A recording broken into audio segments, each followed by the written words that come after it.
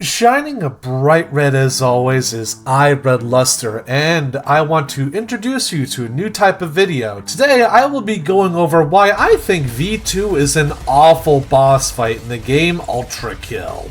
But before I get started, when I say V2 is an awful boss fight, I'm in no means talking about other people, okay? If you like this boss fight, sure, go ahead. Don't let a naysayer like me, ruin your day. And if you can, respect my opinion as I respect yours, then we'll have a good time with this video. But when it comes to V2, there are three main things that I think of that make this boss fight bad. Starting with Part 1. Movement. Now, a good boss fight should deviate from the norm, but it should still remain close enough to it that the skills that you've learned will still apply to their fight. V2, however, strays too far from the gameplay loop that most of your skills will have learned or picked up in the game. It doesn't apply to this fight. Let's start with the enemies. In Ultrakill, there's effectively three different enemy types from what I can tell from my playthrough, and looking at the enemy list. There are the ones that just run after you. You have the ones that just kind of stand at any sort of distance and will shoot at you. And then you have the ones that just kind of fly around in the air, typically also shooting you.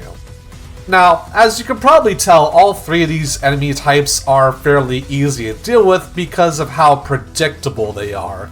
And any difficulty these enemies would provide either is solved by some part of their AI, or the only part that's hard about facing them is when there's multiple enemies. Because let's just get this established.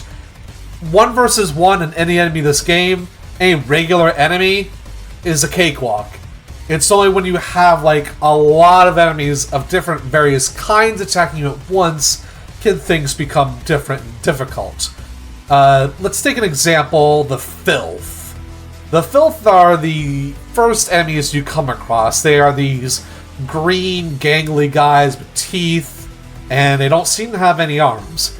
But they're skinny, and they're relatively quick.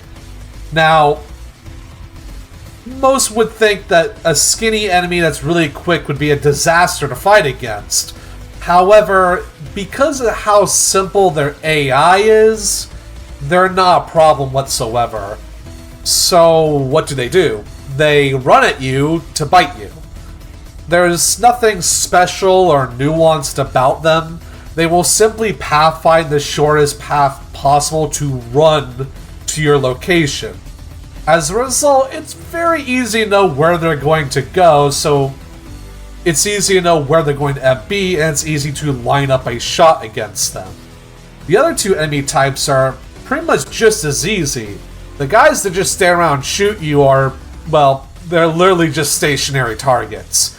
Most of them won't even attempt to move from where they're standing unless you are out of their line of sight, in which most cases they will very slowly walk to a new location in which they can fire at you. Flying enemies, not only do they not move quickly, but they also tend to be larger, so the fact of them being up in the air, which normally would make an enemy harder to hit, is kind of moot by the fact that they're a larger target. The drones and menacing heads are good examples of this.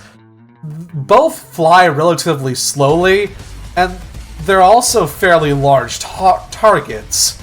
It's not that hard to just pop them out of the air or focus fire them down. Drones are the only ones that can move relatively quickly of the two, and that only happens if you try to force yourself into melee range. They kind of do this little scoot, little back way don't touch me.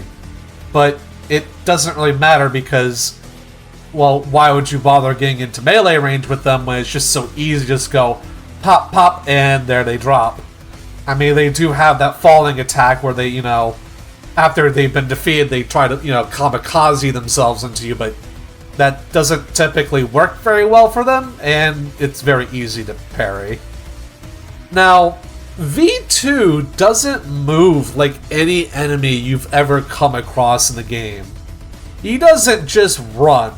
He runs, he slides, he jumps, and he dashes. But not towards you, but to random locations within his battle room. This chaotic, erratic movement causes a lot of problems. But before we get into that, let's move on to Part 2. Bullets. Ultrakill has a lot, and I mean a lot, of projectiles. One could even compare it to a bullet hell at times, but there's a major difference between V2's projectiles and the rest of the life forms in Hell. Most of Hell's enemies have fairly predictable, fairly reactable Red Skull projectiles. Now, the projectiles move fairly fast, but they're very visible, and usually the enemies have some kind of wind-up before they fire them.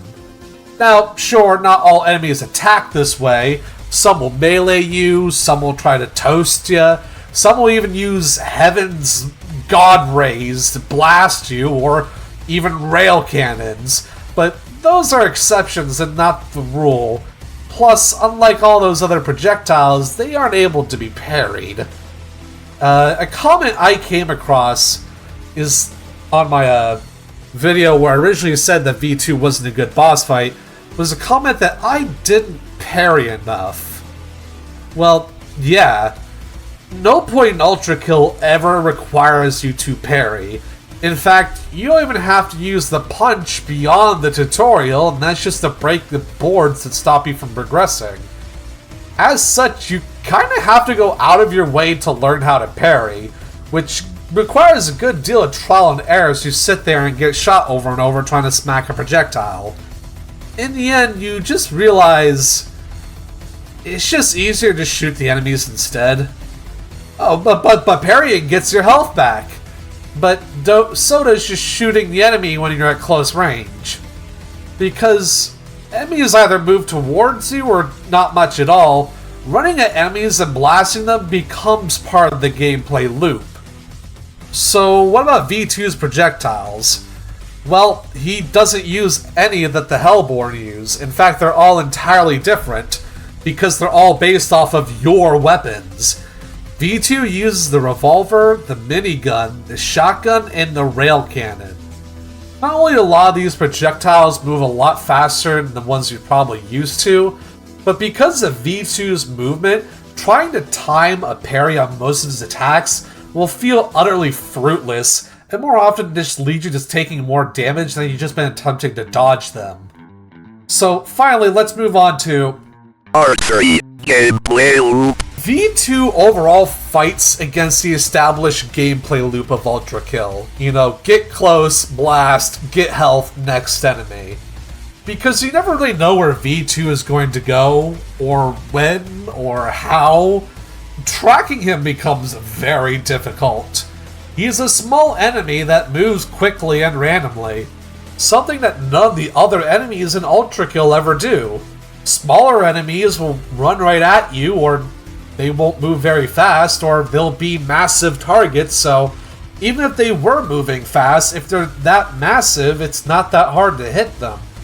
All of V2's weapons are unique, and they require different timings to parry.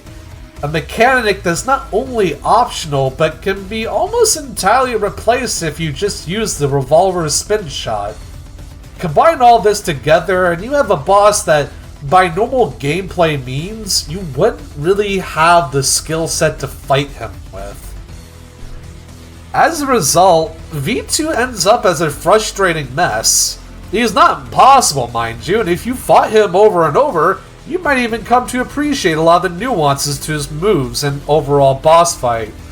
However, a new player will find him to be a massive difficulty spike and overall unenjoyable experience as a whole, that they just have to brute force their way through for the most part.